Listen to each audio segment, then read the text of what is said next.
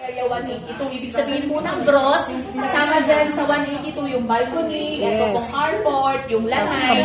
So yun yung total floor area. So 4 ang bedrooms, 3 toilet and bath, 2 kotse ang kasya sa garage. Ito po na yung update niya as of last week.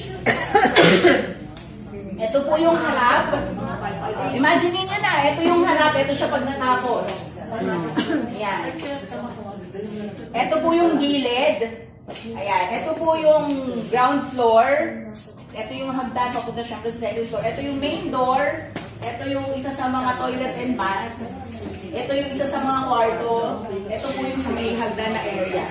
Ayan. So malapit na, finishing na lang po yan. Naglalagay na lang ng mga bathroom at mga bathroom fixtures. Sa kwarto po wala pang ano, no? Wala pa yung pinaka-flooring ng kwarto. Ayan. Pero malapit na po siyang matapos. So, benta nyo po ito para kasama rin kayo sa Asian Trip. Tapos na po yan.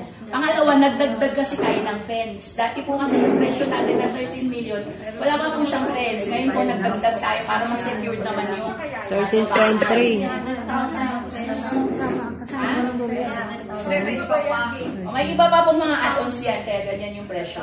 At saka usually naman po, kapag patapos na, kasi pre-selling price pa yung 13 million natin, di ba? Tapos usually, pag patapos na yung isang property, tumataas na din yung ano niya, yung value niya. Dahil, ang update po niya, mamaya papakita ko po sa inyo. Wala nga ba? Ito wala.